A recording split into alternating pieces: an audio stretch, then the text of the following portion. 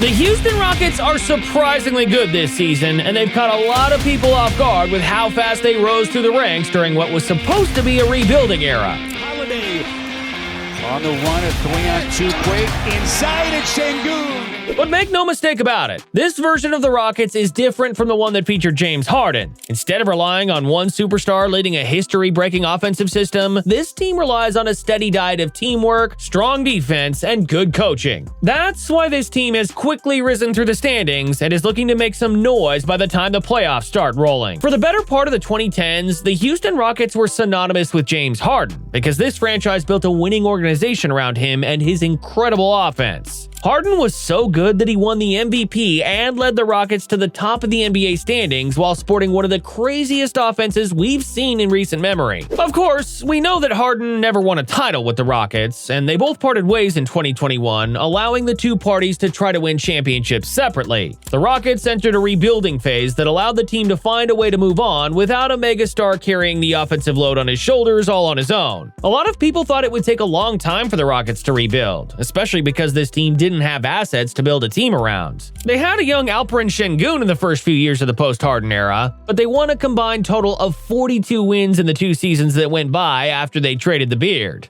Şengün goes coast to coast. Oh, the jam! Despite people doubting what this team could do, it's now one of the biggest surprises in the league. A season ago, the Rockets won 41 games after winning only 20 games the year prior. That's more than double their 2022-23 win record. This 2024-25 season, they're even better as they're in the position to actually compete for a high playoff spot or even surprise a lot of teams during the postseason. But while a lot of people credit Şengün's growth as a budding star for the Rockets' quick rise to the top, there are a lot of factors that eventually led to the Rockets' fast-paced growth. Of course, the first factor people would look at is none other than the aforementioned Şengün. No one thought he was going to be a very good player. Most people thought he was going to be a capable starter or even a backup center. But he's risen through the ranks to become a Nikola Jokic clone for the Rockets. Last season, at just 21 years old, he was already putting up star-caliber numbers of 21.1 points, 9.3 rebounds, and 5 assists. A lot of people thought he was one of the biggest snubs from the All-Star game. This season, though his stats aren't as impressive, he's still putting up star-caliber numbers while doing the things Jokic is known for. He uses his incredible skill and footwork down on the low block to get points on the board. He's also shown the ability to own the team's playmaking duties, making slick passes that someone his size shouldn't be capable of.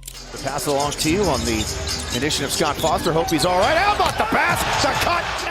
Plus, he's ventured out on the perimeter or even the three-point line a few times this season. That's why a lot of people think Şengün has what it takes to finally crack the All-Star team this season. But the rise of one player to stardom can't change a franchise's fortunes overnight. This is where it gets interesting, because the Rockets' great moves dating back to 2023 eventually contributed to this team's sudden rise. It first started with the hiring of Ime Udoka. You may have forgotten that Udoka was responsible for leading the Boston Celtics to the 2022 NBA Finals, where they lost to the Golden State Warriors in 6 games. What made his Celtics team stand out was the suffocating brand of defense they played. Udoka implemented a suffocating brand of basketball that allowed his players to pressure opposing teams hard, forcing them into tough shots or making them use every second of the 24-second shot clock just to get a shot up. This team likes to chase three-point shooters out of the three-point line and make it hard for ball handlers to find open teammates or get good shot attempts. On top of that, the Rockets hustle back on defense almost every play to minimize transition baskets. Udoka's defense-first mentality allowed the Rockets to rise as one of the best defenses in the NBA. Coast to coast, the bump, the flip in and one.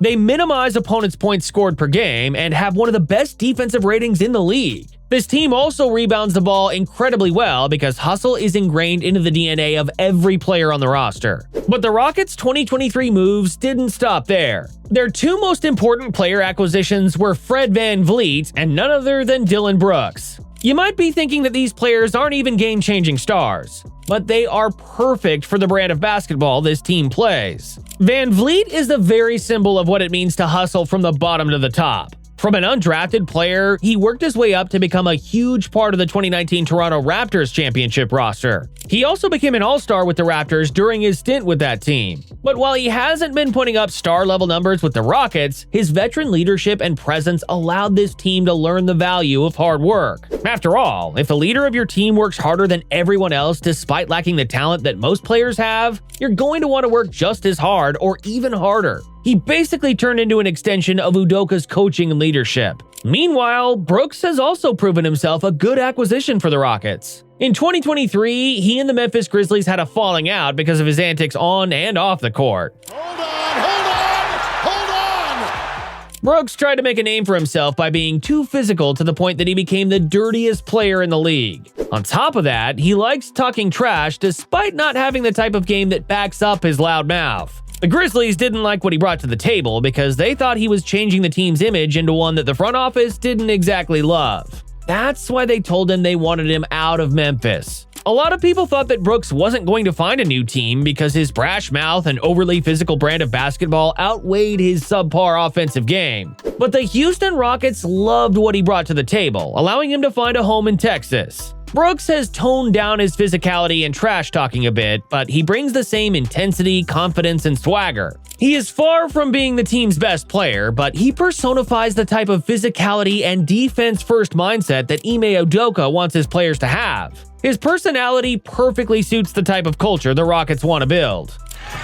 Dumping it down to Wemby. He falls. Brooks is there. Of course, there are also other factors that allowed this team to rise through the ranks fast. Jalen Green has stepped things up to try to prove to everyone he's worth the maximum extension he got in 2024. Meanwhile, Amen Thompson, the Rockets' prize draft pick in 2023, has been doing incredibly well on both ends of the court. He might even have a case for the 6th Man of the Year award. So with all those acquisitions, the Rockets have totally transformed their identity. From an all-offensive team that loved to play small ball and shoot three-pointers at a historic rate, this team turned into a defense-first squad that loves to grind opposing teams to submission with their defensive intensity. But as good as the Rockets have been, there are a lot of problems that still plague this team, preventing it from rising as one of the true contenders for the title. Need points, Van Vliet from the corner. He buries it!